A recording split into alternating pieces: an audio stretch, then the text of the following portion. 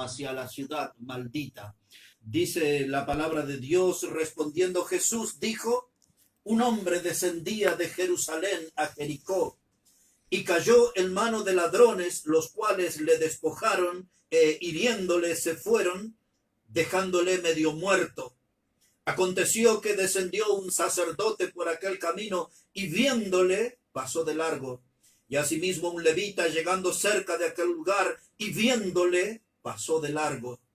Pero un samaritano que iba de camino vino cerca de él y viéndole fue movido a misericordia.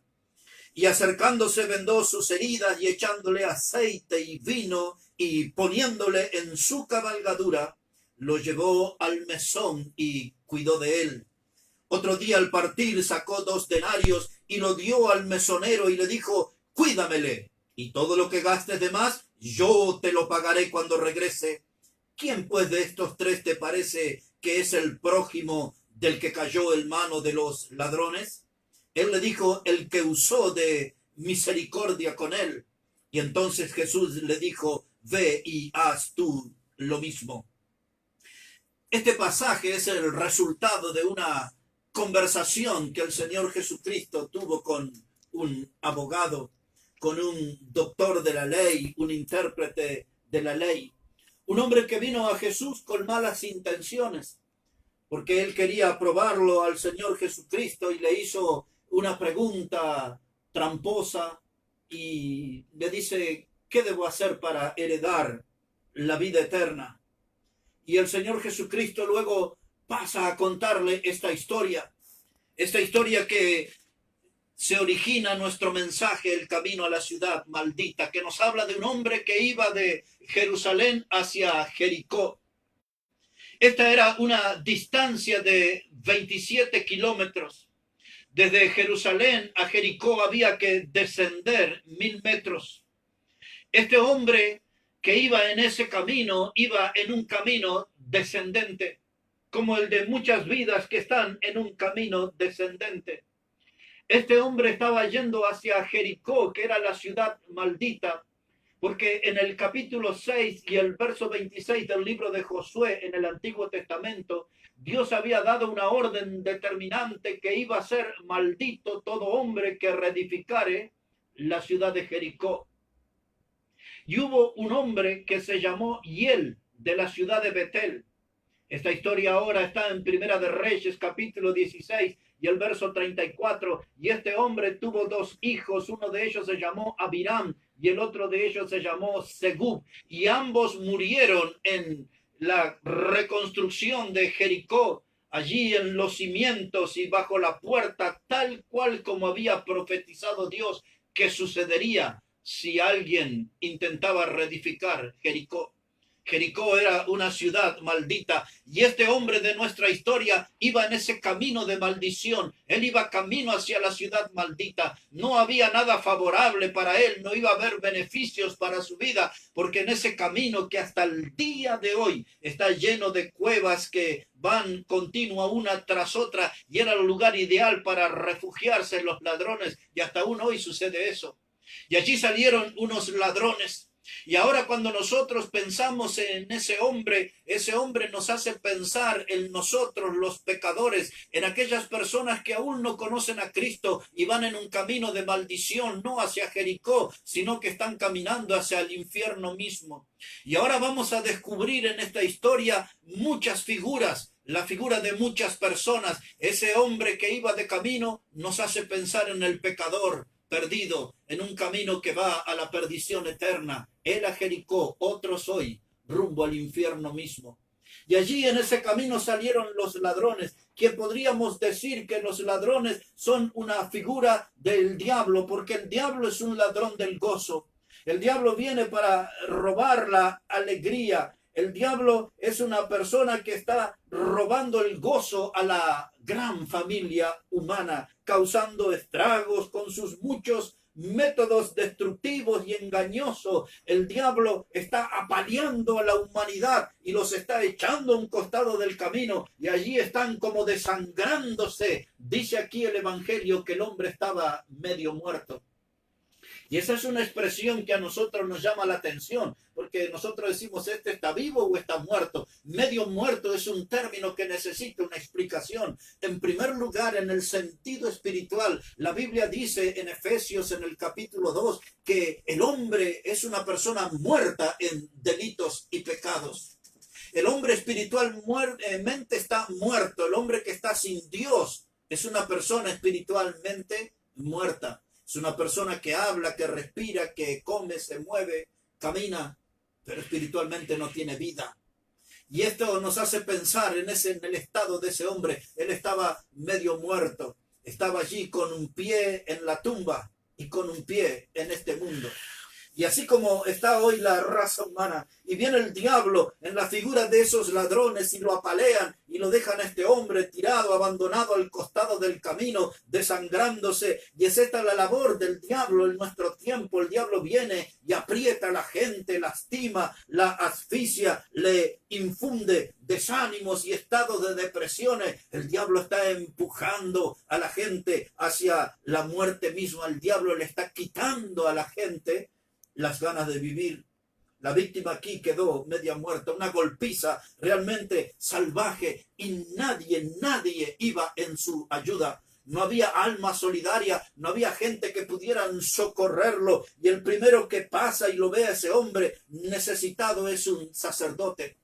Un sacerdote nos hace pensar en alguien que representa la religión. Cualquiera la religión, el nombre que usted quiera ponerle. La religión no tiene la solución para los problemas humanos. Otra vez, la religión no tiene la solución para los problemas humanos. La religión muestra allí en la figura de este sacerdote su impotencia de poder ayudar al marginado, al necesitado, al caído, al lastimado, al olvidado, al costado del camino.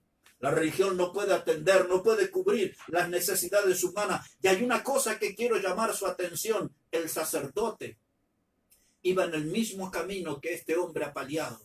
En otras palabras, el sacerdote iba camino hacia la ciudad maldita.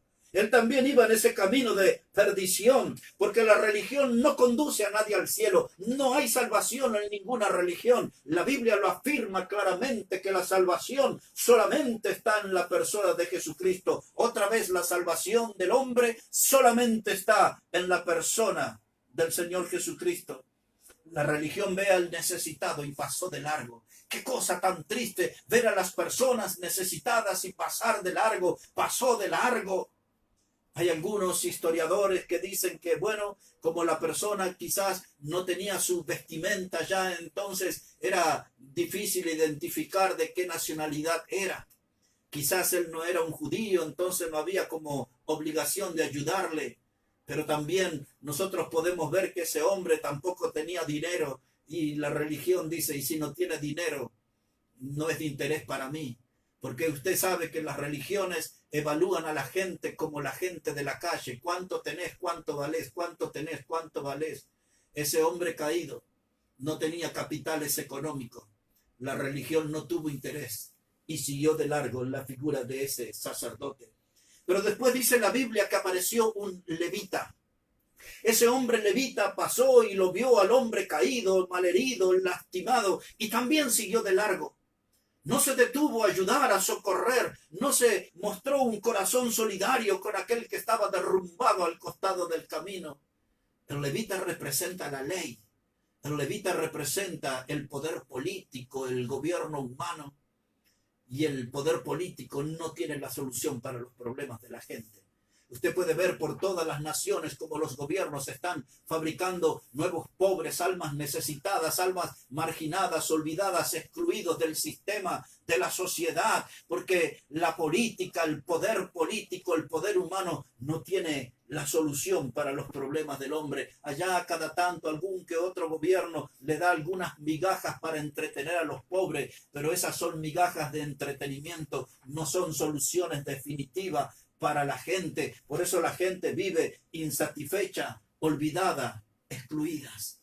La religión no pudo ayudar al hombre caído, el poder político no pudo ayudar al hombre caído, pero la Biblia dice que apareció un samaritano. La Biblia lo define como un buen samaritano y nos preguntamos quién es él. En este samaritano nosotros encontramos la persona de Cristo, pero un samaritano en la cultura judía era un hombre que era considerado como un ser despreciable, como un mestizo. Un samaritano era el hijo de una mujer judía con un hombre que no era judío. Y era alguien que había perdido su pureza y era alguien que era hijo de una relación que era prohibida con Dios, porque la Biblia enseña que no se podía unir el hombre en el yugo desigual. Un hombre judío debía casarse con una mujer judía, no podía buscar una mujer de otro pueblo y viceversa. Y un samaritano era un mestizo. Por eso él era una persona del cual nadie esperaba nada. Era una persona del cual todos despreciaban, le hacían a un costado. Pero muchas veces en la vida, aquellas personas de las que menos pensamos y de las que menos esperamos son las que más hacen. Aquellas personas por las cuales nadie da una moneda son los que hacen las cosas más valiosas y las cosas más importantes y más resonantes. Oh, sí, aquí el samaritano vio a este hombre caído y dice que él fue llamado a misericordia.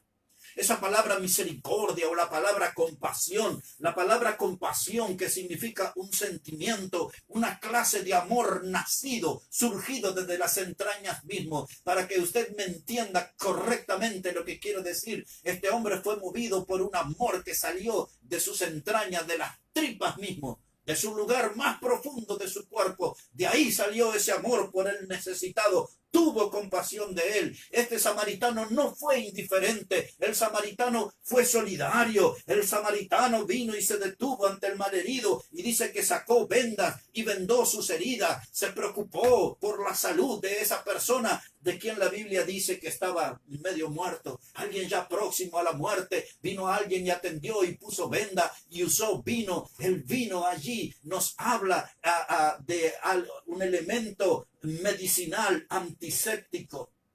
Oh, sí, estaba preocupado en esas llagas, en esas heridas, el buen samaritano, y puso allí vino. Pero también el vino en el sentido espiritual nos habla de la sangre preciosa de Cristo, la sangre de Cristo que nos limpia de todo pecado, la sangre de Cristo que nos libera del poder del pecado, la sangre de Cristo que nos puede dar victoria sobre esa enfermedad mortal que es el pecado y que padecemos todos los humanos. Oh, el vino allí es una presencia de la sangre de Cristo. Y también el samaritano usó vendas, usó vino y usó aceite. El aceite es un elemento suavizante, pero también muchas veces en la Biblia el aceite es una figura o es un símbolo de la presencia del Espíritu Santo. Y aquí vemos en la sangre, allí en ese vino, vemos la sangre de Cristo, vemos la presencia del Hijo de Dios. Allí el aceite llama nuestra atención y nos hace pensar en la presencia del Espíritu Santo. Y ahora este samaritano tomó al hombre y lo llevó allí hacia el mesón. El mesón era un refugio seguro, era como una especie de un petit hotel, era un lugar donde alguien podía sentirse a cubierto, y allí sale el mesonero, y en el mesonero nosotros vemos la figura de Dios el Padre. Oh, el buen samaritano es Cristo. Él recoge a los caídos, los malheridos, los que fueron lastimados por el pecado y por el diablo, y ahora los trae al mesón y los pone en las manos de Dios, en el lugar más seguro. Cuando Cristo estuvo en la cruz del Calvario, sus últimas palabras antes de expirar fueron: Padre, en tus manos encomiendo mi espíritu. Padre, en tus manos encomiendo mi espíritu. Las manos de Dios son el lugar más seguro. Las manos de Dios se vuelven el refugio más perfecto. Y Cristo trajo al mesón y entregó al hombre malherido al cuidado del mesonero. Y ahí vemos la figura de Dios. Y escuche las palabras que le dice la palabra de Dios, que este samaritano acercándose vendó sus heridas, echándole aceite y vino y poniéndole en su cabalgadura, lo llevó al mesón y cuidó de él. Otro día, al partir, sacó 2 denarios y lo dio al mesonero y le dijo, cuídamele y todo lo que gastes de más, yo te lo pagaré cuando regrese. Oh, esa palabra cuando regrese a mí como creyente, como hijo de Dios, me hace pensar en el regreso de Cristo. Él regresará. Él prometió en el Evangelio de Juan, capítulo 14 y versículo 3, él dijo, regresaré otra vez, vendré otra vez y me tomaré a mí mismo. Esa palabra regresar me habla de un encuentro cercano con Cristo, cuando Él venga en su majestad y en su gloria, cuando suene la trompeta y Él venga a buscar. Y dice la Biblia que los muertos en Cristo, aquellos que en estos 2000 años de historia humana han muerto creyendo en Cristo como el Salvador, ellos resucitarán primero. Y dice la Biblia, luego nosotros los que estemos vivos seremos arrebatados juntamente con ellos en las nubes. Oh, esta palabra dice, yo regresaré,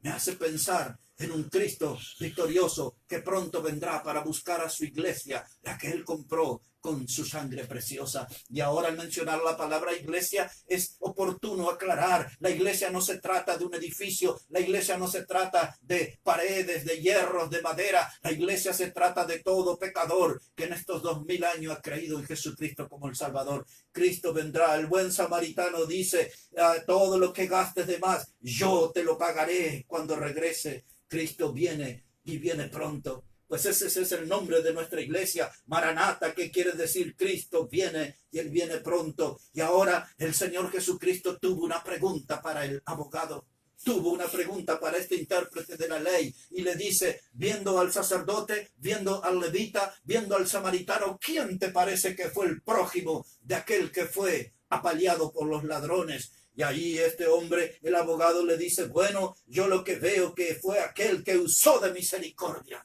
El samaritano, el que usó de misericordia. Y ahora Cristo le dijo algo a ese abogado y ese mensaje es para usted y para mí también. Él dice ahora, ve y haz tú lo mismo, ve y haz tú lo mismo. ¿Es esto lo que debe hacer una iglesia? ¿Es esto lo que debe hacer un cristiano verdadero? Ir en ayuda de aquellos que están caídos, aquellos que están derrumbados por el pecado, aquellos maltratados y lastimados por el diablo, aquellos marginados, aquellas personas a las cuales nadie les pone atención, aquellas personas en las cuales todos siguen de largo como el sacerdote, siguen de largo como el levita.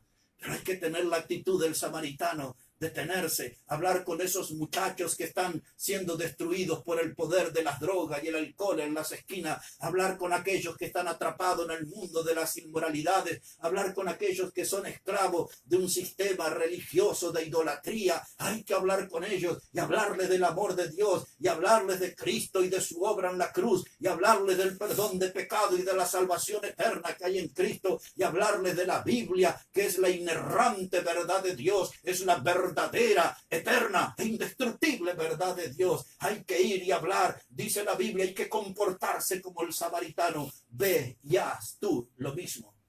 Estamos siendo desafiados por la Biblia, estamos siendo desafiados por la palabra de Dios.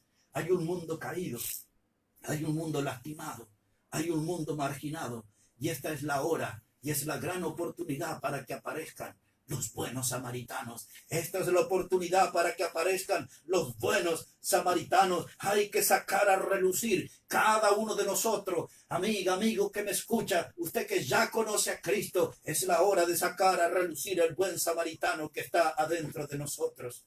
El samaritano hizo una obra completa.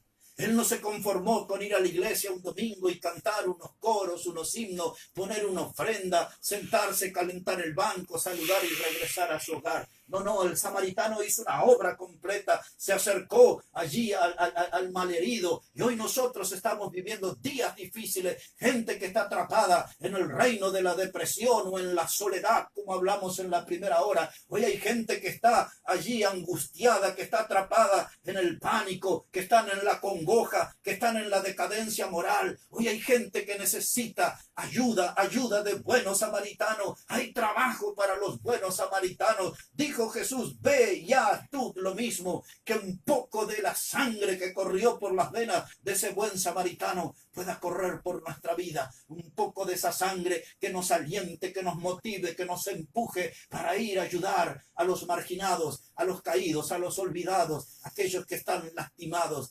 desangrándose al costado del camino. Estamos frente hoy a un desfile de una humanidad que está llena de necesidades. Estamos frente a una humanidad que está insatisfecha, una humanidad que está llena de frustración, llena de fracaso. Hoy estamos viendo por todos lados gente que va contramano de la alegría. Esa gente necesita de Cristo, necesita saber acerca de Jesús, el Salvador, necesita saber que la Biblia dice que Dios muestra su amor para con nosotros, en que siendo aún pecadores, Cristo murió por nosotros. Oh, ellos necesitan saber que Cristo es el único nombre bajo el cielo dado a los hombres en que podamos ser salvos. Y ellos necesitan saber lo que aquel carcelero de Filipos se enteró cuando quiso quitarse la vida. Y Pablo le dijo, no hagas tal cosa. Todos estamos aquí. Y ese carcelero con un tono desesperado dijo, ¿qué debo hacer para ser salvo? Pablo sin dudarlo dijo, cree en el Señor Jesucristo y serás salvo tú y tu casa. Amigo, amiga que hoy escuchas la hora bautista, que te sientes mal herida, medio muerto, abandonado, olvidado, marginado, estás desangrándote al costado del camino. Cree en el Señor Jesucristo y serás salvo tú y tu casa. Queremos ayudarte, queremos ser bendición a tu vida. Somos la Hora Bautista. Recuerde que la Hora Bautista es el programa de Iglesia Bautista Maranata. Estamos en la avenida Díaz